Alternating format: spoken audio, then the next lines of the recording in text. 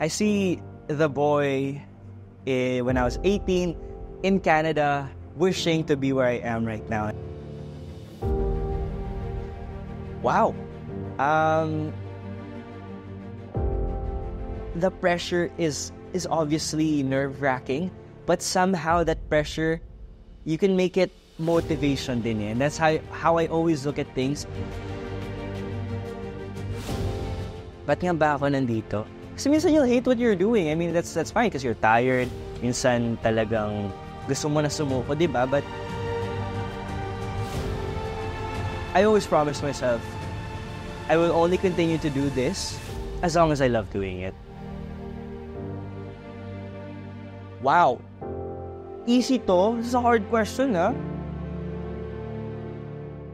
This is Michael Sager, and this is the conversation I never had with myself. Hello, this is Michael Sager, and this is the conversation I never had with myself. Wow, it's my first time doing this, so let's get it started. So go warm up, so let's go with an easy question. Ooh, who do you see when you look in the mirror? Nako, I love this question. I see the boy when I was 18 in Canada, wishing to be where I am right now. And I always look back at that moment na I was on my phone watching videos of my idols, my celebrities, doing what they're doing, performing, acting, and the fact that I'm in a position like this, or I'm slowly going up and trying to reach my goals, I'm just happy. So every time I'm having a hard time on set, if I'm really tired, it's just what motivates me is that you dreamt to be here. This is what you wanted. Yung mga sabi nila, ginusto mo, di ba? So, ayun, yung nakikita ko yung self ko wishing and hoping to one day reach his goals. And I like this question. That's a good one. Okay, let's go personal. What keeps you going? Wow, many things. But I think the ones that really are close to my heart always is the passion. I mean, this job or this profession is one of the most unique in my opinion. It's not your typical job at the office 9 to 5. Hindi siya ganun eh. Iba talaga yung schedule, iba yung opportunities, iba yung way niya. So the thing that keeps me going is the fact that I developed a passion to entertain. And now being in a place where I'm on a bigger platform, being on TV, even social media, I'm just happy that I get to do what I love to do as a job, as something that will help me earn and help me grow in life. And of course, apart from that, my friends, my family always motivate me. I mean, it's always been a dream of mine because my parents are such hard workers.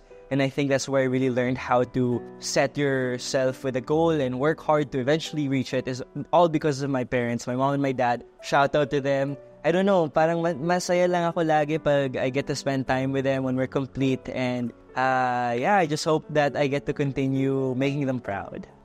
What is one aspect of the show business industry you wish you had been more prepared for? Wow. You know, the cool thing actually about the showbiz industry is that every day you work or every time you're in a place to work, you learn something new. At least for me, I always learn something new, whether it be working with veteran actors or people who have been in the industry for a while. This industry is always growing. It's always fast. I think that's something I wish I was prepared for, is how fast this industry is. Kumbaga, if you're not there, out. So, it's something na you have to adapt to fast. Siguro, it's a very competitive industry. And I think that's what makes me like it even more. Yung competitiveness, yung hunger ng lahat ng mga artists to one day reach the top. Yeah, so praying lang that we reach the top. Okay, as a young actor, how do you cope with the pressure to conform to certain industry standards while staying true to your own artistic integrity and vision? Now, I love this question because I have been given one of the more major roles in my career so far, which is my role in Shining Inheritance as Yuan de la Costa. Isa po siyang bida dito, and it's a Korean adaptation. So, with this, talagang malaki yung expectations ng viewers natin, not only in the Philippines, but worldwide sa lahat ng nakapanood ng K-drama because it was a sensation back in 2009. So, for me, the pressure is obviously nerve-wracking, but somehow that pressure, you can make it motivation din eh. And that's how I always look at things. There's times na talagang every scene, tumitimbok yung puso ko, hindi yun nawawala, nakabadong-kabado po ako. But siguro yung pressure na yun na parang gusto mo i-prove sa mga tao, sa sarili mo na kaya mo to eh. Yung pressure na yun na parang, no, I don't want to get eaten by this pressure. Gusto ko talunin yun. I think that's how I deal with it. Just looking at it as a positive thing instead of negative. I mean, you can't avoid all the negative things in life, but there's a way where you can look at the positive perspective. Ayun, I like that. Ang ganda ng questions. Nice one. Talking to myself. Okay, what would make you give up your career? Wow. I always promise myself, I will only continue to do this as long as I love doing it. Ayaw kong gawing chore itong trabaho na to because for me, it will affect my work. I don't want my work, especially this work, because it's artistic, it requires passion just to be for the sake of I want to earn, I want to get famous. No. I don't want that to happen. I don't want to ruin the art. So I would just step back and realize that maybe this wasn't for me. Maybe all of this was a lesson and maybe I'm on to a different path in my life. But so far, so good. And I love what I'm doing. Kaya let's keep going. Let's keep talking to myself. Isa pang hard question. How do you cope with the pressure to conform to certain industry standards while staying true to yourself? Lahat ng titas ko, titos, family ko sa Canada, sa Pilipinas, bago ako mag-showbiz, yung mismong lola ko, sabi niya talaga, showbiz is a different world. You're basically living in a house made of glass, see-through lahat. You're in the limelight, right? Which is good and bad. So, there's things in my life that I have to realize na I can't be eaten up with the industry of the negativity. I always have to remember kung bakit ako nandito. And I might not do it all the time, but once in a while, mapapa-reflect ka din na parang, ba't nga ba ako nandito? Kasi minsan you'll hate what you're doing. I mean, that's fine because you're tired. Minsan talagang gusto mo na sumuko, diba? But you just have to look at why I'm doing this. What's the most hurtful criticism you faced on your acting journey? How did you manage to overcome its impact? Before going to the Philippines, isang advice na binigay sa akin is this industry is palakasan ng dibdib. It just simply means that you have to be strong. You have to be able to withstand the deepest and darkest and hurtful, pinaka-hurtful na insults that will come your way. You have to be able to take it. I mean, we're just human. We make mistakes. We learn. That's the important thing. And from the criticism I get, I mean, I love to look for it because every time may episode ako nag-air or may nakikita akong post sa social media, comments agad. Comments because I want to see what the people notice. I mean, if there's good things, okay, noted. But where the bad things are, noted din para sa mga upcoming workshops ko. That's something I can apply. I mean, there's many things too. For my directors, I get comments saying na nabubulol ka sa Tagalog mo. Yun yung talagang pinakamahirap na language barrier for me is that I grew up in Canada so yung Tagalog ko isn't fluent and nabubulol ako sa lines or minsan naman, I think, yung hindi naman siya hurtful criticism but nasabihan ako na wala, like parang hindi effective yung acting. Masakit yun, obviously mapapahiya ka but eye-opener eh. Criticism is, you always have to look at it. That's my rule in life that yes, there's negative things but how can I look at it in a positive perspective?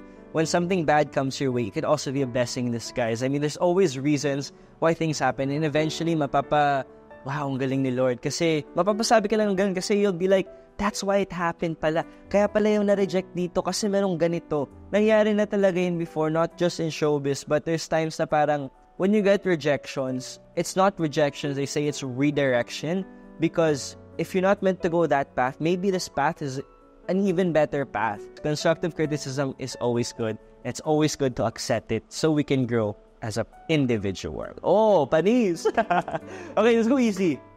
Easy. What makes the person you see in the mirror genuinely happy? I think recently I got to spend time with my family and we're complete. It's been 2 years, almost 2 years since we've been away. I'm in the Philippines and they're in Canada. So I think spending time with them, going to spots that we used to go to when we were younger in Canada made me really happy. Yun talaga yung moments in the last month that I realized I'm not stressed. Talaga, I'm enjoying life. Masaya lang. Iba talaga eh. Iba yung comfort mo sa family mo. And I'm very thankful and grateful to have my family by my side. Super supportive and super loving. So, thank you sa family ko. And of course, see you guys soon. How was moving back to the Philippines from Canada influence your identity and your work? I'm happy. I'm happy that I moved back to the Philippines. I always told myself, the Philippines is different. Iba yung saya ko dito. For some reason, whenever we go on vacation from Canada to here, my heart is just enjoying. Alam mo yun, parang full na full kasi most of my family is here. So whenever we're together, iba yung celebrations, iba yung Pasko dito, birthdays, New Year.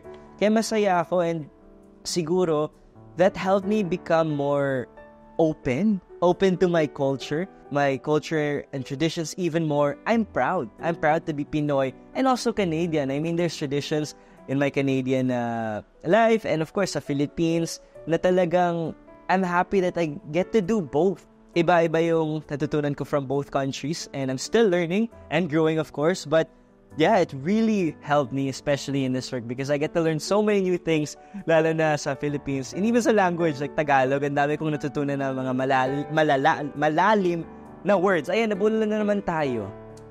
It's okay. And ayun guys, there we have it. That's the first time I had a conversation with myself through the Smear. And with you guys, of course. I hope you enjoyed these questions. And sana may nakuha kayo from this interview. I don't know, it's a really nice personal set of questions that I enjoyed answering. So, ayun. Thank you guys. I hope you liked it.